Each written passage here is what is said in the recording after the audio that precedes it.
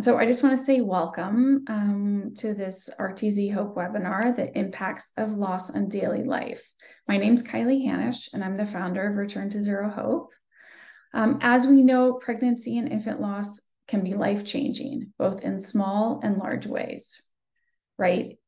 We know that. This webinar explores the impact of loss on daily life in such areas as personal care, eating, meal preparation, caring of others, home management, spiritual participation, and health management. So I'm honored to introduce Amanda O'Donnell, who is our presenter today. I had the pleasure of being one of Amanda's mentors during her occupational therapy doctoral residency. Her interest in grief was sparked by her own familial experiences with loss, but she's been continuing through a dedication to supporting broader communities maneuvering through grief. So I'll just turn this over to Amanda now. And if you have questions, we can put them in the chat and we will set aside some time at the end to answer your questions. So Amanda, thank you so much for being here and sharing this important work that you've been studying. I'm excited to be here. I will go ahead and share my screen now.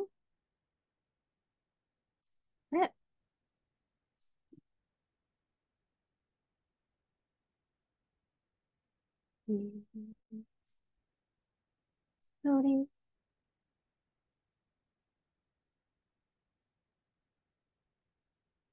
Perfect. Okay. Thank you all for coming. I am very excited to be here to be talking about the impacts of loss on daily life. And go ahead and again, type things in the chat as they go along. And Kylie, you can go ahead and interrupt if there's anything that needs to be discussed. Oh, there we go. Okay. So again, my name is Amanda O'Donnell. I am an occupational therapist.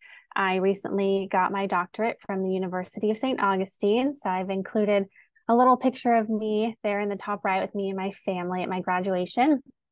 I also, as mentioned, did this project as a part of my capstone experience. So I've also included for your entertainment the beautiful photo of me in the bottom right working on this project with my 3 monitors and my cat wrapped up like a burrito.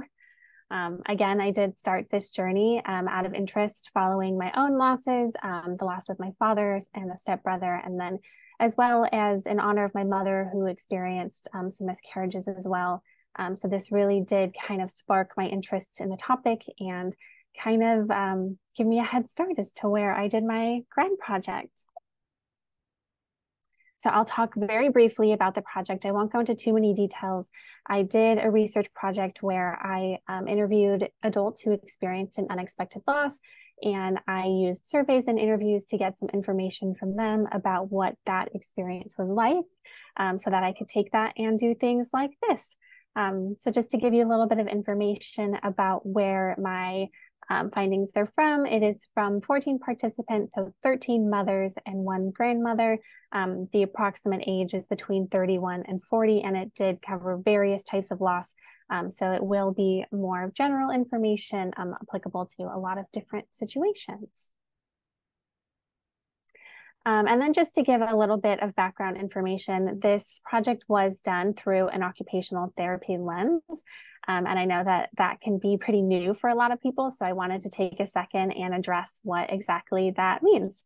So in the very general sense, occupations are the things that we have to do, want to do, need to do throughout our day. They're any of these meaningful activities that really build up the foundation of our daily lives.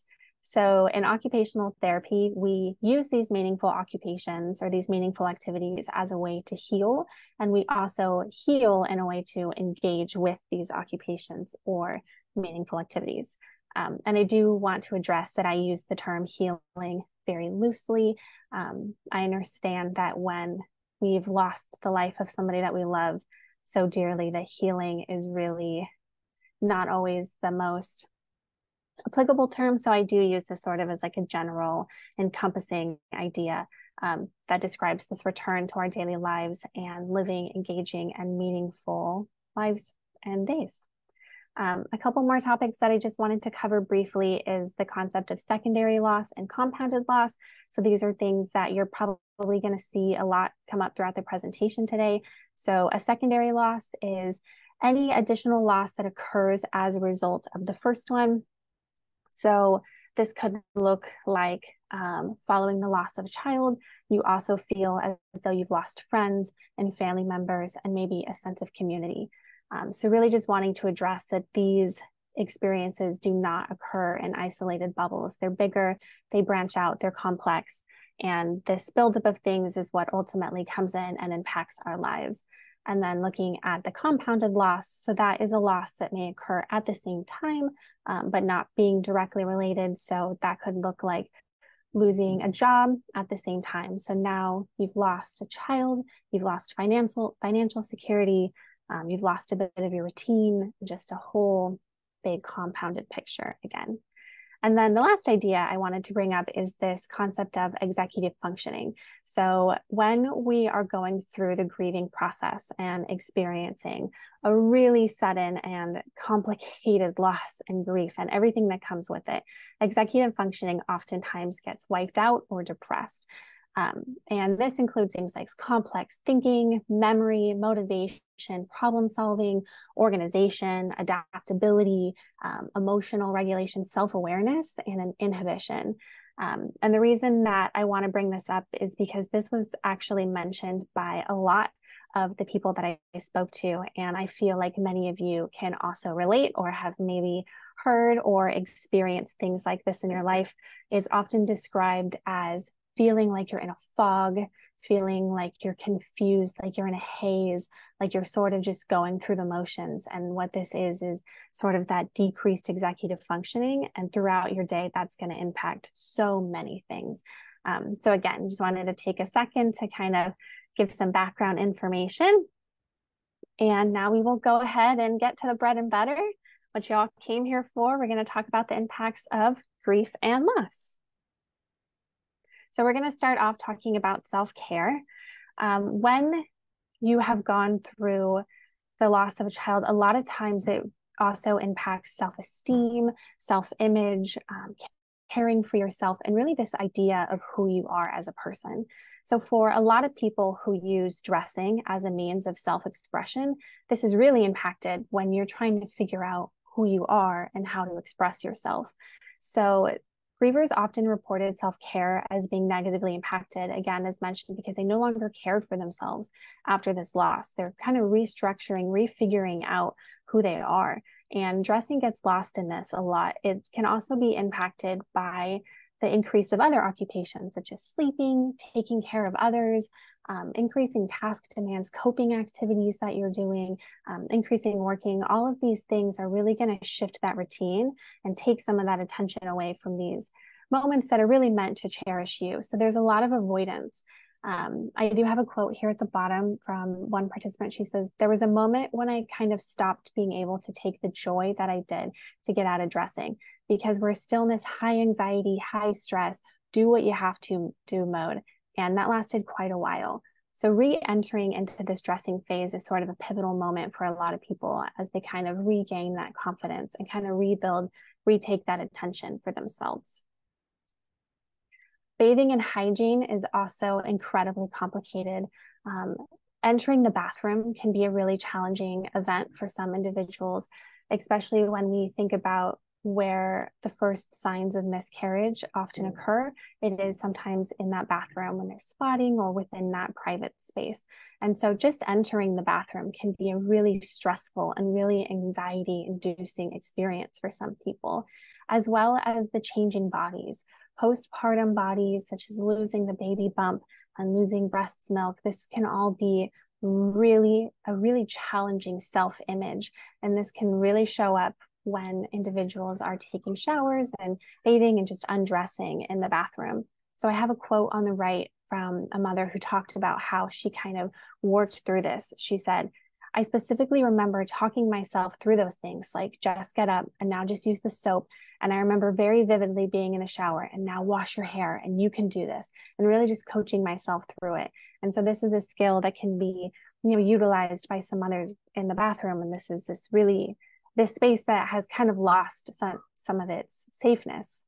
On the other end, using the restroom and bathing and showering has been a way for some people to express their emotions freely. I know a lot of people have mentioned, crying in the shower is just, such this just relieving experience because you're in private and there's no one watching you, and it's just really can become a safe haven. And for other people, performing hygiene can be used as almost like a ritual to cleanse yourself, to come home from the hospital and to shower and to wash away the grief and to reset and to really be that space to just kind of let it out and be clean. And now we're going to talk about eating. So eating is incredibly complicated. I actually think one of my participants described it best. So I have this quote on the right where she says, "I think sometimes I still don't have as good an appetite as I used to. Eating is very tied up with a lot of other emotions when you've been pregnant and you've been eating for other reasons." And I just feel like this was such a great way to encapsulate what this is like. Following the loss of a child, it's really this big shift in purpose. So shifting, I was eating for another individual, and now I have to eat for myself. And now I have to take care of myself. And this can be incredibly triggering and incredibly challenging for a lot of people, especially when they go into their kitchens and there are prenatal supplements and different things around the kitchen that kind of serve as this visual reminder of the change and the loss that is occurring around them. And so again, a really big focus on adapting that purpose of what you're eating for and what you're doing your daily routine for and bringing it back to yourself. Another thing that impacts this is that mental fog that I mentioned earlier. Forgetting to eat is really common. Having a lack of appetite, and again, those reminders of what you're going through and these changes that are happening to you and your body. Eating is also often used as a coping mechanism. Some coping mechanisms are good, some coping mechanisms are bad. Food is often utilized as one of those. It can almost become a way to take this pain that is internal and sort of create an external source. And so a lot of individuals experiencing loss will control their food intake, either overeating as a way to express that they no longer care about their health and nutrition, or undereating as a way, again, to sort of elicit some of that control over what they're experiencing and kind of make it this tangible thing. So going into grocery shopping, grocery shopping is often reported as being incredibly challenging. This was listed by a lot of people having panic attacks at the grocery store. And again, it really does sometimes come back down to that executive functioning, those skills. You have to be able to plan a meal. You have to be able to get in the car and drive to the grocery store. You have to be able to get through the grocery store, which is an incredibly overwhelming and overstimulating environment. And then you have to bring those items home and cook them. And there's so many pieces that go into that. And then if you're cooking and grocery shopping for other people, now you have to add that list and their needs as well. And it's just this really challenging task. I did actually take a moment to kind of see what some people found helpful. And a lot of people mentioned online services. So ordering groceries online, using delivery services, finding different ways to kind of bring this back together. But again, this environment is something that really just challenges all of the senses, all of the needs, all of the brain power, and can be very overwhelming when you're going through grief and loss. And similarly, meal preparation. Some people found a lot of support in having not only just meals provided by others, but having people come over and cook with them and to do the task with them and just to sort of share that mental load and make it enjoyable again, to bring it back together. Because it can lose its joy. As one person mentioned, she said, "I love cooking so much, but these enjoyed activities, they went out the window. I couldn't do them because I felt like these are things I really loved and I didn't want to tarnish them. They're so important to me and I was feeling so bad and I didn't want to ruin these things. So in a way to protect them, I avoided them." And that can be really common, is kind of taking these things that are so cherished and so preserved and taking them and putting them to the side in the face of your grief when you're doing other things. And for other people, going back to meal preparation was seen as an obligation. They realized, or they came to this idea that, okay, like I have to get up and I have to go to work and I have to take care of my kids and I have to feed my kids. And so now it's a task that's no longer enjoyed, but something that they feel obligated, but they have to do. So now we'll talk a little bit about the care of others. So we'll start with pets.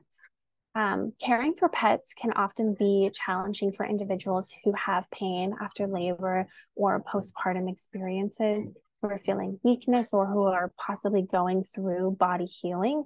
That can be particularly difficult to get down and to run around and to play these games with pets.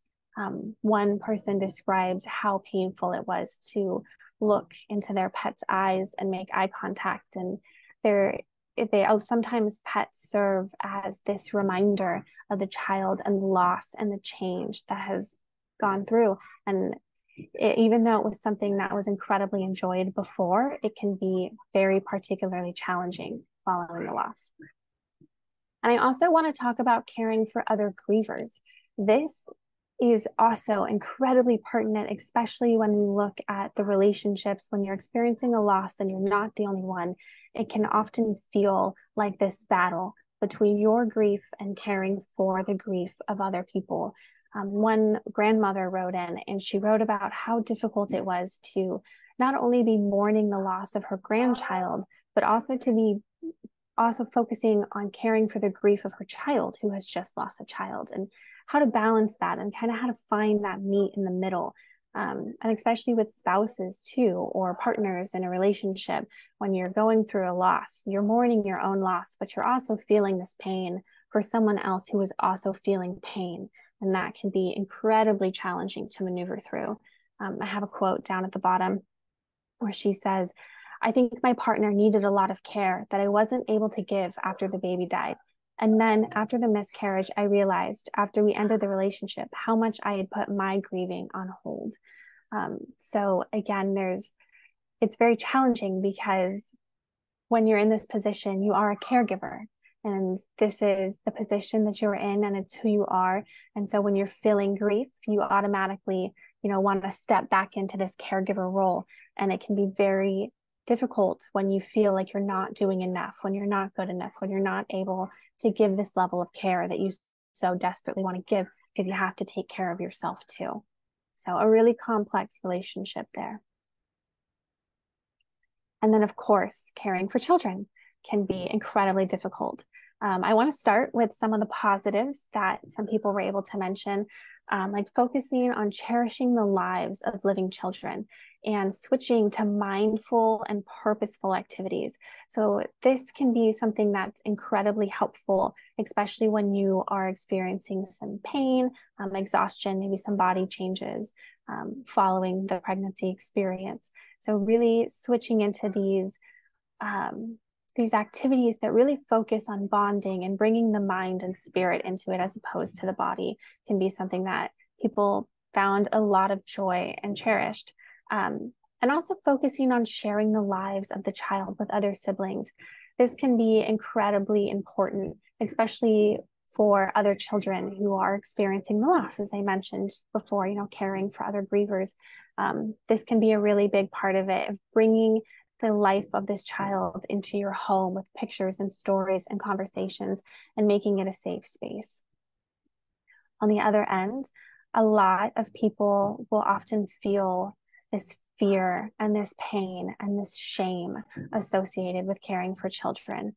Some even describe feeling forced to not just engage, but to feel happy, to put on a face, to pretend that they are good and, happy and safe for their other children. And this can be so challenging. I have a quote down below where she says, "I just really felt very out of control, very raw and incapable. And my self-esteem and self-confidence around being a parent and being able to protect my children was really shaken to the core because of what happened. And it definitely affected my ability to take care of people, but I also cared so much." So again, just seeing that clash of having this need and this want to be a caregiver, and then being able to express it and to be able to express this love for other people while you're also really disconnecting and refiguring out who you are as a caregiver as well. There's this huge shift in identity that's occurring, and it can be very difficult to put those pieces back together. For some, feeling this sense of, I describe it as an apathy towards life, but this is really that sense of just not caring what happens, not caring what's going on during the day, not caring if they're healthy, or, just really this disconnect, that lack of, that not self-fulfillment, sorry, that lack of like self-identity and self-caring that I'd mentioned earlier. This can also really impact your ability to care for children, as well as experiencing perinatal mental health challenges. Some people found it to actually be very helpful to separate from their children for a little while, to take a second and to regroup and to really find themselves again before they came back and began building this new life with their kids. So again, very, very complex, and you're seeing some of those secondary compounded losses in there as well. So now we will talk a little bit about life maintenance. So again, this really comes down to, as I mentioned again and again, that executive functioning. When you're trying to organize and build and create your life, but you're missing these tools, it can be very challenging. So home and financial maintenance can often get swept to the side, become a secondary thing when someone is facing these bigger things of grief and sadness and pain. So challenges with regular housekeeping and organization. So that includes laundry, doing dishes, organizing, repairs, anything within the home. This again often kind of gets put on that back burner because there are, other things, and that executive functioning isn't there to help you organize and structure and create and prioritize. It can be really difficult to do it without that level of your brain. A big landmark for some is overcoming entering the child's bedroom. It's really common for this to become a neglected site, something that just has the door closed and is left alone. And there's no timeline, there's no standard, there's no rule for when this is to be overcome, but it is something to keep in mind when we're looking at how the house is managed and how maybe entering that side of the home can now become even more painful than it was before. For others, turning to hypercleanliness is often used as a coping mechanism. So becoming over-organized, over-clean, needing things to be in space, regaining this control in the midst of chaos and change. One individual said, I think I became a little maybe OCD because of it. I cleaned a lot, I still do, to a point that my kids say it's a problem. But I just think that everyone's happier when the house is clean and everything falls into place. So there's also sometimes a shift into this increased home management and this need to control everything in the environment, especially when you have other children in the scenario, and really wanting everything to be perfect and in place for them. So also looking at financial management, one thing that is really important when we're looking at perinatal loss is also looking at the fact that there may also be the cost of recurrent miscarriages, testing, and medical bills. And when you have a perinatal loss, it's not expected. It's not something that you've been able to prepare for. And oftentimes financially, that's not something that individuals have been able to prepare for either. And so this can be one of those compounded challenges if you're experiencing your grief and your loss, and now you have bills, and now you have these other things that are taking your attention, and that can be very disconcerting during this time of healing. And again, just finding that motivation to, perform these tasks, these mundane routines like paying bills. Some people did find support by using GoFundMe's and by reaching out to friends and family members. But again, this is often an area that really gets put in the back burner when someone is experiencing loss. So now we're going to talk a little bit about the mind, body, spirit connection. This will be a pretty big area. Emotions. When you are going through this process, it is very emotional. It is very challenging. There's grief, there's trauma, there's triggers, as I mentioned, maybe in the bathroom, at work, anywhere that can be a particular reminder of what you're going through. And then, of course, those perinatal mental health challenges that often come along with it. And it's very easy to feel overwhelmed, especially when you're not sleeping or you're oversleeping or your entire routine is being shifted around. All of these things sort of impact each other. I really wanted to take a second here to pause and to refocus on some of the strengths and the healthy choices that were identified by the people that I talked to, because this was an area that was overwhelmingly looked at as a place for change and growth and for a space to bring some positive, enlightenment back into it. So I wanted to take a second to go over that. So some people found personal strengths by viewing their experience as a way to be empathetic towards others.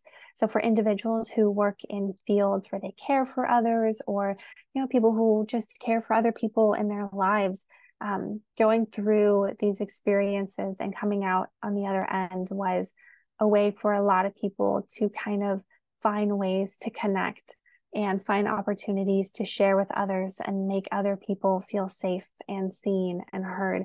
And that was something that a lot of people identified as a really personal strength that they were able to take from what they were going through. For others, they focused on allocating extra time for emotional processing, finding breaks throughout the day, finding moments, finding space and peace, and just time to feel the emotions of what they were going through was really helpful. And finding a way to integrate that into the new routine and the new life and making that a new norm. Also improving self-care and physical strength. A lot of times we tie emotions and our social behaviors to how much exercise we're getting or if we're getting up and moving. And so a lot of people were able to find some strength and some tie in there. And then looking at some healthy choices that people were able to identify. So joining support groups, going to loss retreats, seeking professional help, medical intervention was identified by lots of pharmaceutical treatments. Again, taking it back to that exercise, joining sport groups, changing communities, finding a new social group that is going to meet your needs and meet you where you're at and experience what you're experiencing with you. That was crucial for so many people. It can be so helpful for individuals who are feeling alone and isolated to go and find these communities that are able to build and support them. Reinstating a routine. That's what we want. We want to live an engaging and fulfilling life. So reinstating a routine and kind of taking those baby steps to putting things back into place really helped people with their social emotional habits. Taking time for self-reflection, as I mentioned, allocating extra time for that processing, for understanding what you're going through and just taking a second to feel it. And again, just focusing on the self, really going through this identity shift as to who you are, who you were, and who you're going to be, taking time throughout the day to kind of step back and focus on where you are and what that looks like can be really helpful. So now I'll talk a little about the body, physical health. I won't talk too much about nutrition because I feel like I touched on it a lot earlier when I talked about sort of the food restriction intake change that does ultimately often affect weight and diet. And physical activity is something that can be really important in this healing process, but it can also be very challenging, especially as I mentioned before, if you're having a healing body, if you're having perinatal pain from the pregnancy, any of those associated things, kind of getting back into that physical activity routine can be very daunting and can kind of feel like this hill to overcome. So I have a quote in the middle. She says, I started lifting weights consistently to strengthen my body, improve my physical pelvic pain, improve my mental health. Through weightlifting, I was able to find strength and control again, pushing myself to the absolute limits. Completing high intensity exercise was where I found myself again. So finding these physical outlets, whether it be yoga or walking, a lot of people really like walking, finding these ways to kind of get out and to reintegrate the body can be a really great place for individuals to kind of find themselves and build their confidence back in their bodies again. But again, this can be decreased due to increased coping things like sleeping and working overtime and just a lot of other complex things. But finding a way to change environments can also be incredibly helpful when we're looking at this physical health. So joining a new class, just finding a new group to get out of the house, to change environments, just a space to heal outside of your home has been identified as being something really important and crucial. And it gives you time to process your loss, either by yourself or with others around you. It also can be a really great way to honor the child by taking a second and rebuilding your own body. This has been identified by some mothers as a way to continue their love for their child by continuing their care of themselves. And I will talk a little bit about spirituality. A lot of people find this disconnect between organized religion following a loss. There's an overwhelming lack of understanding as to how your loss exists within your religious world. I have a quote at the bottom. She says, "I feel God abandoned me, and I am not willing to accept a faith that leaves me hopeless." A lot of people will disconnect from religion, take a separation, leave, take a step back and sort of reassess. This is really common. For some people, attending church can be incredibly triggering if that is where the funeral occurred or where they had some ceremony. That can be particularly painful to return to, as well as those who received hurtful, I say, platitudes and faith literature. I spoke to one individual who talked about how she had been given a book and she read this book, and she said she took it back to the woman and she asked them, and she said, "I don't understand how this book says that God takes babies." And the woman said, "Oh, I never read the book." And so receiving unhelpful literature that, was intended to be great and building, but doesn't quite meet the needs of the griever, that can be something that is particularly painful and challenging.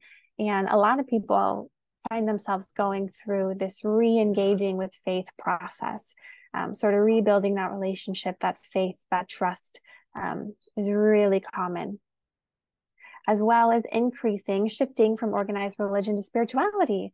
So some people were able to find new spiritual communities and practices, and this can be really helpful and important for individuals who are reconnecting with themselves. I did speak to one mother. She talks about how she felt that her loss makes her a part of something bigger, and she feels connected to new people and these new experiences and this new life. And another who talks about how she felt that her soul was prepared for her loss due to her career and the life that she has led supporting others. And so kind of taking this shift into spirituality and joining these communities has been identified as something that's just really great and beneficial for a lot of people. We'll talk briefly about sleep.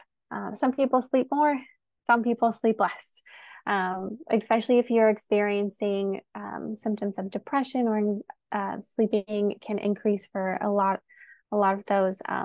Some people reported sleeping over 12 hours a day. And again, as a result of those mental health challenges, also as a way to just disengage from life. Sleeping can often be utilized as a tool to avoid grief and emotional processing, as a way to zone out, as a way to manage emotions, and importantly, as a way to restore the body and rebuild strength following a loss. Those who experience decreased sleep, a lot of times that's impacted by anxiety.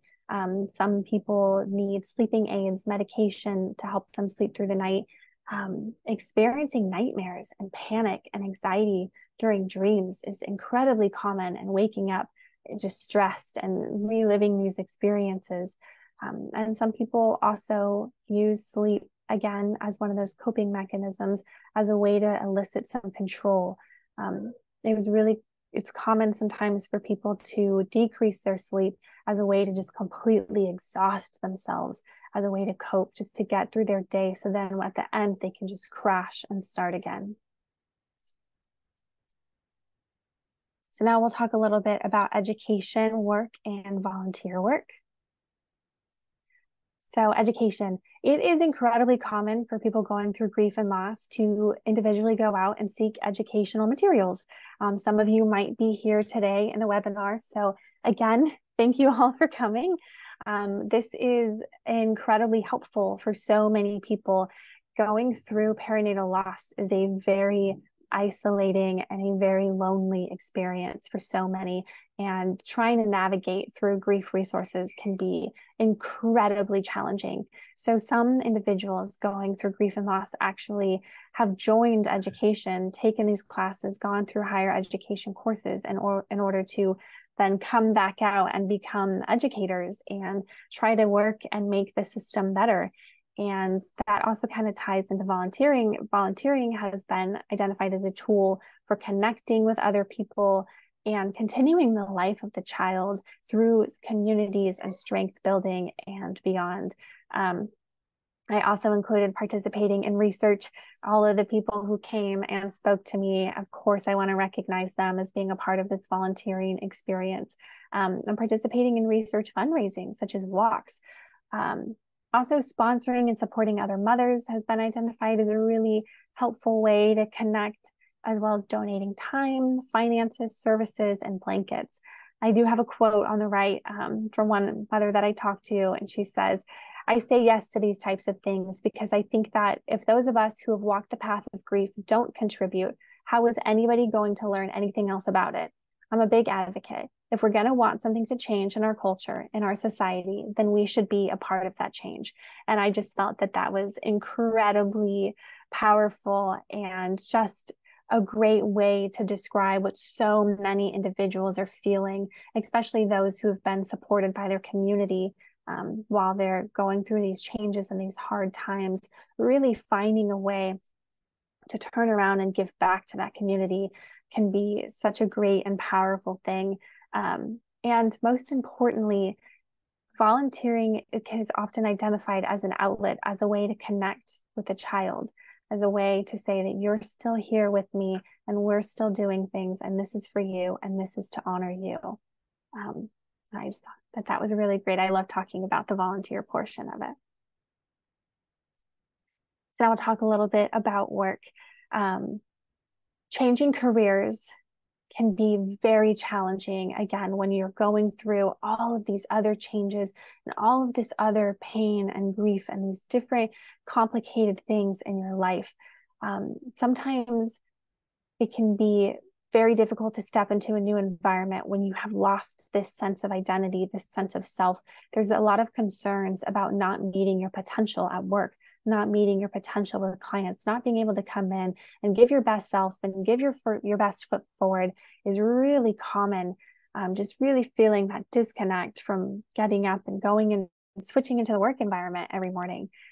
Some people found it really helpful to switch to freelance or remote careers. I know that this isn't always an applicable solution, but being able to kind of manage your own schedule and take control kind of gives some people the freedom to integrate time to recover and time to reflect and time to experience those emotions throughout the day without all of that exhaustion, as well as, again, increasing patience for yourself and understanding that it's not going to be perfect at work, and, you know, giving that compassion of, okay, maybe I'm not meeting my full potential today, but, you know, that's a part of re-entering the workforce. For some, going back to work is out of a necessity. You know, I have to financially provide for my family. I have to provide for my kids. And this can often lead to feelings like they've returned before they're ready, feeling forced to go back into an environment that they're not quite ready to go into yet. For others, the complications of the loss, including the mental health effects, the time off, just the need to step back, ultimately did lead to forced job termination, so being fired or let go. And this is, again, one of those secondary compounded losses that is so important to recognize, that our grief does not exist in this bubble. You know, it exists in all of these realms throughout our day. For others, re-entering the workforce was really difficult due to a lack of support. I spoke to one mother who talked about returning to the office, and she said that nobody mentioned it. Not a single person said anything. about her loss and just how heartbreaking it was for her to re-enter an environment where everyone just wanted to pretend that nothing had changed. And that again really played on her identity, and it ultimately ended with her leaving her job there and finding a new helpful and supportive space to work in with a broader community. For those who found strength in returning to work, they were able to do this by utilizing time off, increasing breaks, and then really importantly, decreasing social demands. It can be very difficult for individuals to kind of put on this facade to come in and, you know, be like, I'm happy, I'm fine. And so kind of giving yourself that space and that freedom to decrease some of those social interactions that you're having can be really helpful in letting you be true to yourself in your healing process. For others, they prioritized work as a way to reintegrate the routine. You know, we have to start somewhere, and work has been identified by a lot of people as the place to start kind of rebuilding that daily structure again. So, okay, I have to go to work. What does that mean? Okay, I have to get dressed. Okay, I have to go to work. What does that mean? Okay, I have to prep some meals. And so it can really be this centerpiece to kind of start building the rest of your day back together. Other people changed jobs, going into grief work, finding ways to express their new selves and their new sense of being through their work and what they do. And then for some people, they were able to draw strength and wisdom. And I realize I'm going a little bit too slow, so I'm going to speed up. So we'll talk a little bit about personal time and play. Play following a loss is a really complex and painful experience. Parents often experiencing a loss feel as though they're not allowed to laugh. They're not allowed to experience joy. Feeling this joy, this carefree, it can be really uncomfortable, especially the first time that it's happening again. And so a lot of people will disconnect from play because it feels wrong. However, for others, play can be equally as important as a tool to break away from the grief, to give yourself a chance to be happy and to feel that joy and to be a catalyst for the healing again. So I have two quotes on the right that I feel like reflect that. The first, she says, I feel like if my capabilities of joy or laughter or happiness potentially was 100% before, the ceiling comes down a little. So maybe 80% is my capacity, but there's this underlying heaviness and sadness, and it just sort of becomes you and it sort of settles in your bones. And I feel like this was a really good way to describe how so many people feel when they're kind of re-entering joy and, you know, beginning to feel happiness again. And then at the end, I have another who talked about the first time that she really began to play with her kids again. And she said, it's been this impetus for trying to heal myself because it's not the kind of parent I ever imagined being, talking about being afraid of play. She said, and I don't want to be. So play, again, can be used as this tool to reintegrate this life.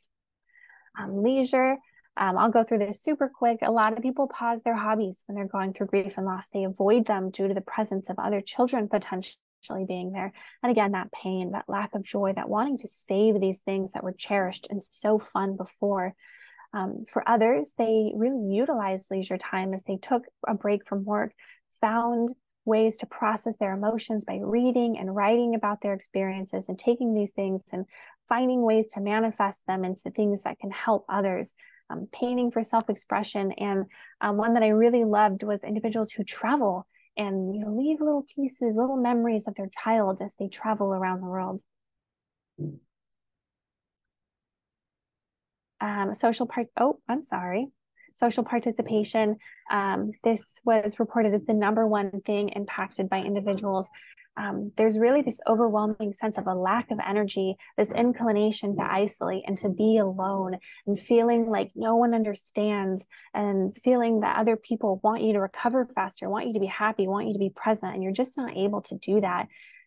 There's also the struggles, as I mentioned more, of overcoming these unhelpful, these hurtful comments, and being overwhelmed by groups and spaces and all of these senses when you're going through your own grief.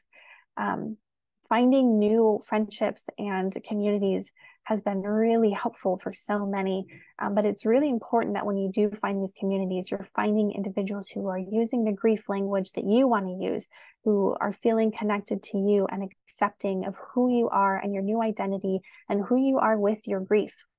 So one individual said, I met a friend who experienced a similar loss around the time that I did, and her friendship has been invaluable. We've walked through the many phases of grief together. So just super quick, I've got, I think, 2 more slides. Ways to support grievers in their occupations. So again, as I mentioned, this is a new identity. This is a new sense of being. This is something that is impacting their life. You know, grief and death, or death is permanent, and grief will impact the daily routine. So we want to recognize that. And we don't want to try to remove the grief from the griever, giving them expectations to be happy, giving them timelines to get over it. None of that is particularly helpful when someone is reintegrating into their routine. And we want to talk about the loss in the way that they want to talk about it. Meet them at the language that they use. You know, it can be very isolating if we are using these gentle, this happy language when someone is feeling so much sadness. It can also be really helpful to complete occupations with them, remove some of that mental load, help them reintegrate and move at their pace, and then offering opportunities for engagement without demands and expectations. Like, hey, I'm going to this volunteer group, but that offer is here for you if you'd like to join, without saying, like, you should be here. You know, hey, I'm going to come over and cook with you. You can help, or I'm going to come over and cook. You can help with you if you want. But creating these opportunities without this pressure to be a part of it.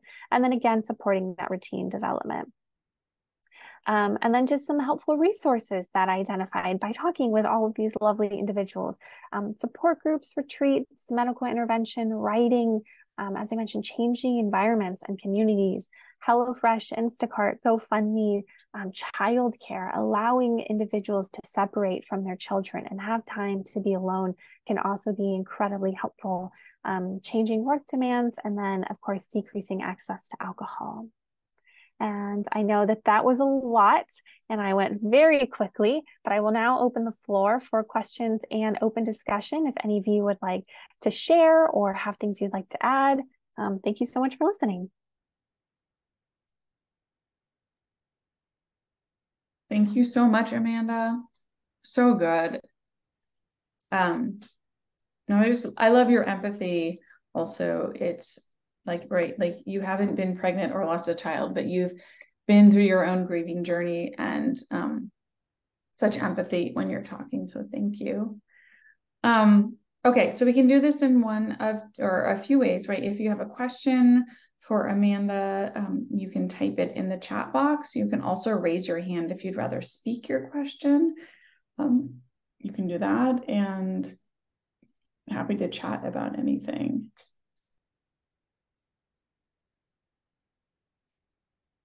I know some parts I rushed through, so yeah, feel free.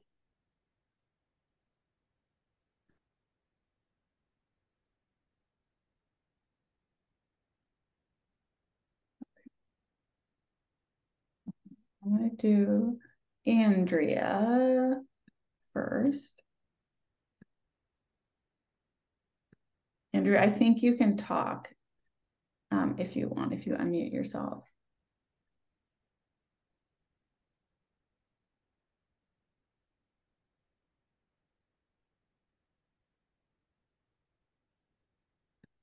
Oh.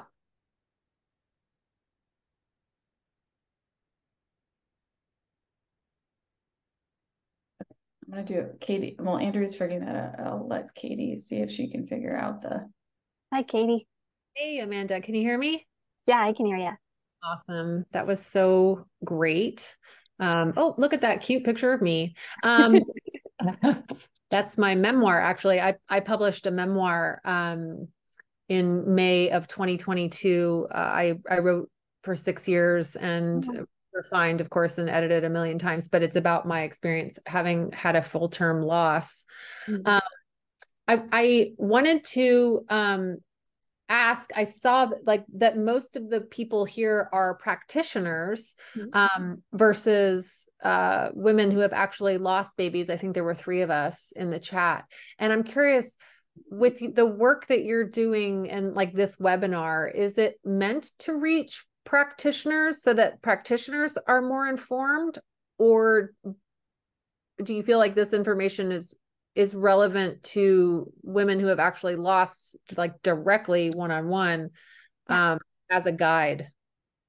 Great question. My ideal purpose is both. I would love for it to be a guide for service providers. As I started this project, I thought, okay, I know a lot about grief and loss. And then as I started doing it, I realized that there is so much more to learn. And there are these things that we don't think about, especially when they occur outside of our own private experiences. And so I really wanted to kind of open this idea and spread this knowledge of, all these other things that maybe we don't think about. And I also, my intention is for grievers as well. I know grief is an incredibly isolating and a very personal experience. And my hope and intention is that by reading these testimonies and seeing these experiences of other people, can start to feel less alone.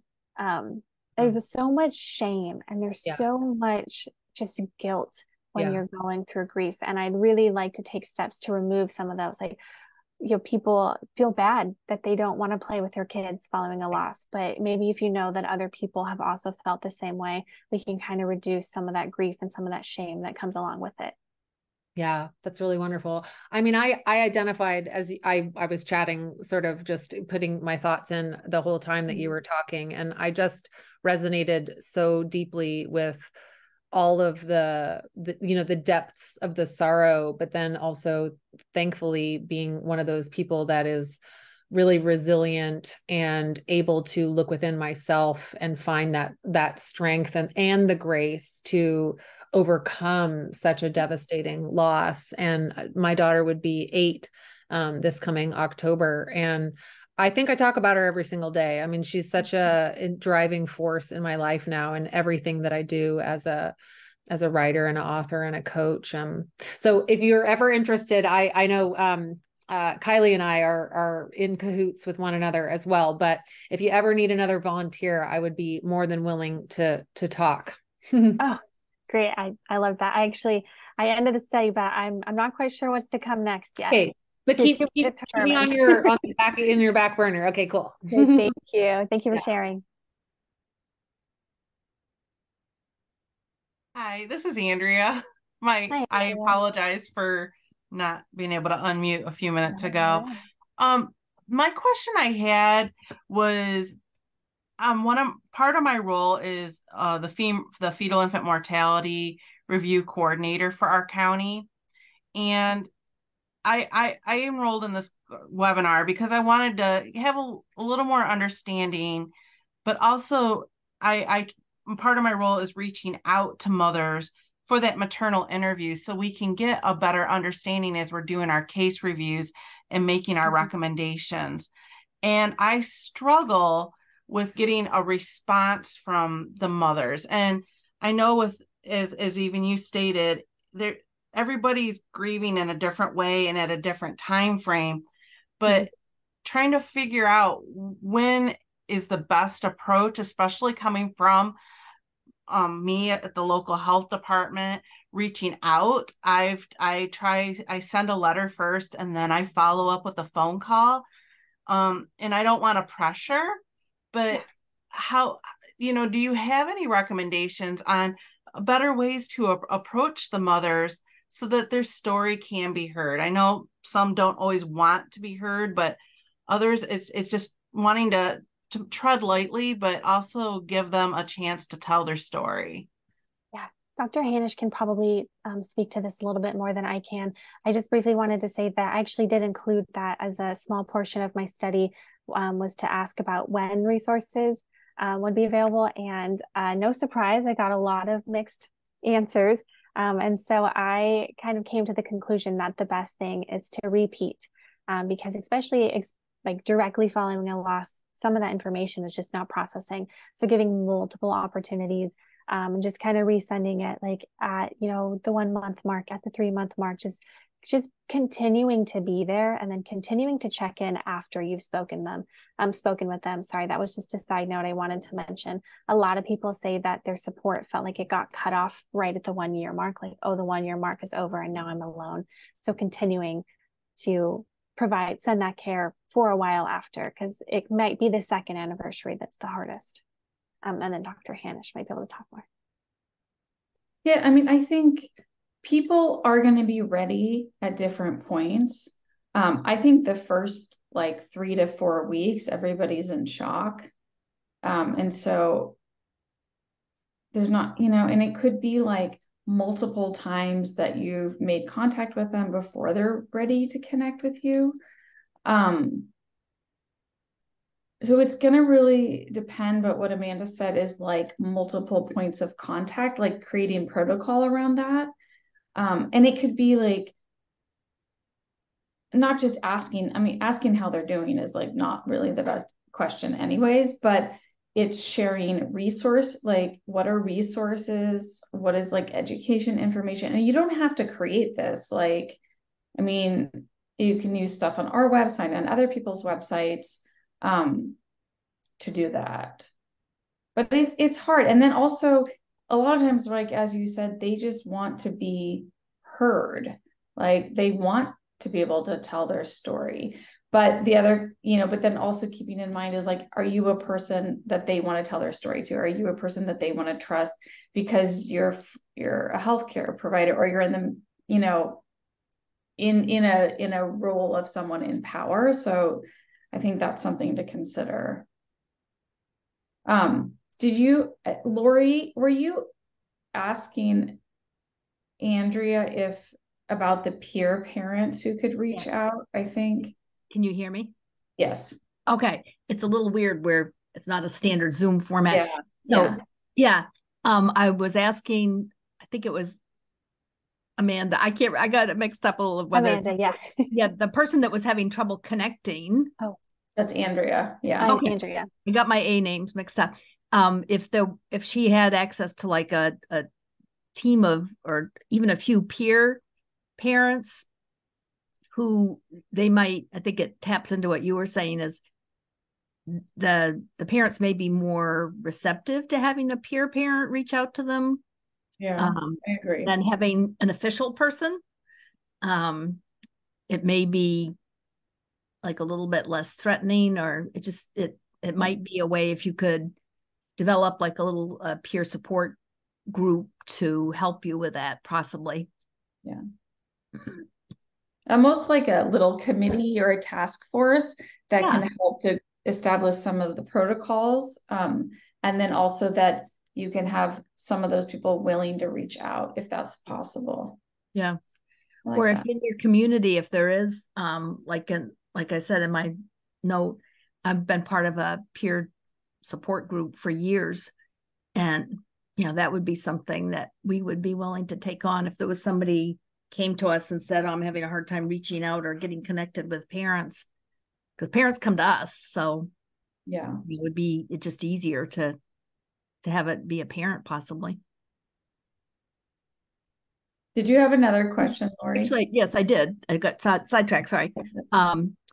I was going to ask Amanda if she was going to be writing this up, because I think it would be great, obviously for other professionals, but then I think it could also be written up in a way that non-professionals could appreciate.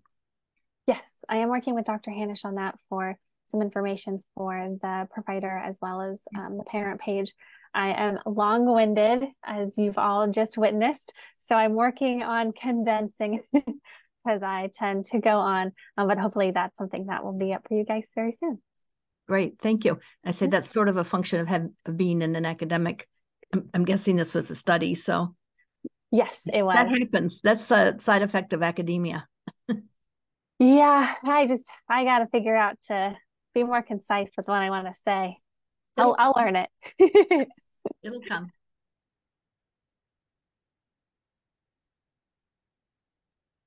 I'll also put my, I was going to say, I'll also throw my email in the chat if anybody has any further questions after this. Christy, can you figure out how to unmute yourself? Yes. Hi, can everyone hear me? Yes. I'm going to just put on my headset. Sometimes that's better. Oh, we can hear you. So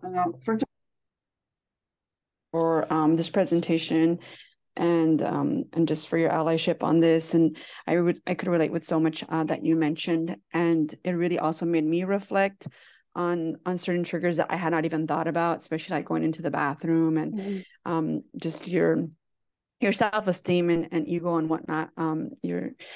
So and advocacy. And I'm really trying to find some advocacy here. One thing happened just this week, earlier this week, and it was at work where my boss, kept saying that the team was there to support me, and that, I had also said, hey, I know I'm not performing at the level that I'm used to, but I, plan to get there. And she said, yeah, let's get HR to offer some resources to you. And we jumped on a call, and I didn't know HR was going to be there until like the day before, and she let me know.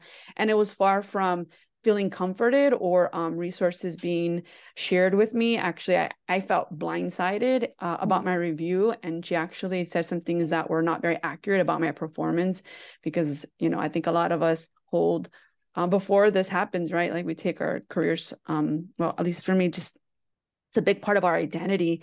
And this really just hit me at my core. I felt betrayed. I felt like I can't trust my boss. And she really made it seem like, my team was also impacted, and saying others are taking on my work when I had never asked for that. But one thing she mentioned is like, some of the team members have approached me and said that you shared your grief with them. And I said yes, because they've asked, and I am honest with them. But it's a story for another day that I will share with Kylie. But I am just wondering, I had shared it with actually some of our retreat moms, and there was so much support from folks. But other friends who have not gone through this loss and heard about what happened, because I was trying to find a way to, to address this, have talked about even bringing in, talking to a lawyer. But I don't want to take to that point, because I already feel like there's just so much that we're going through already, and I'm in the middle of like planning a wedding. And my daughter's anniversary just passed of her, she's stillborn, and now, her due date, and I don't feel like I have the bandwidth. But I am just wondering if there is any guidance for something like this. And, I'm open to the fact if it just doesn't work out, that I look for another career path. But I'm just sort of at a crossroads here. Yeah, that's a lot. I'm really sorry that that's going on in your workplace and with your life. Are there any resources on the parents page, Kylie, about advocacy at work currently? There's a little bit about returning to work, but not so much. I don't know. I'm wondering if there's, and I don't know the situation in detail, but like, if there's a way to kind of work with some ask for some accommodations in, but that may even be like working part-time for a certain amount of time, or working, some of the time from home, and like things that can help support you. And who knows though, like they may not be willing to do that. And then that's another situation. And I guess I would see if there's like allies of people like within the workplace that may be more understanding and empathetic, that can help you navigate. That was going to be my suggestion too, is advocating for yourself can be really hard. If you can find someone to peer advocate with you within your workplace, I think that can kind of spread some of that support out as well, and kind of give you a little bit of perspective when you have someone else kind of speaking with you and for you too.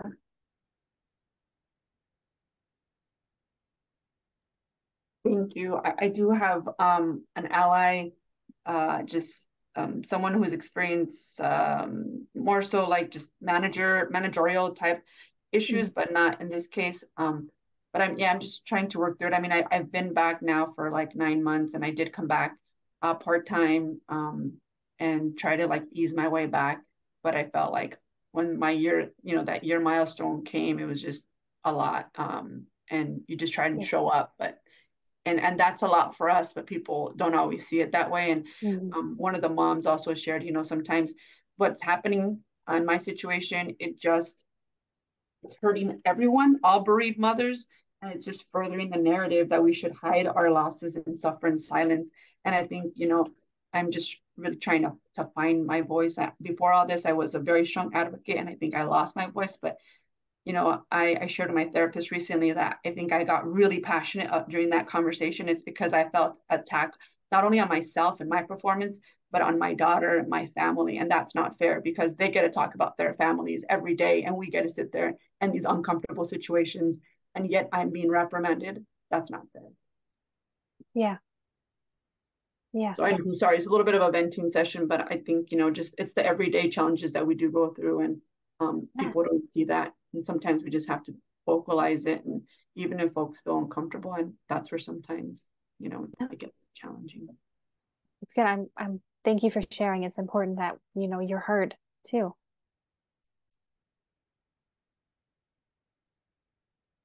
Thank you. I know there might be other questions, but I appreciate this conversation in the webinar. Yeah, of course. And that's what we're here to talk about, how grief impacts our daily lives. And this is a really important part of it. We take it to work with us sometimes too. And that's a whole nother thing to navigate. And hopefully that, you can find some resources at work or maybe with your counselor to kind of help set some of that up for you. I'm going to be mindful of time because we're over the hour mark. So I'm going to stop. I shared Amanda's email in the chat. So if you want to reach out to her, and we will share the slides with you also. She made a PDF of those. So we'll send those out. But I just want to say thank you all for being here. And thank you, Amanda, for sharing this really important work with us. So I appreciate it. And just take care, everyone. Thank you. Thanks, everybody. Thank you.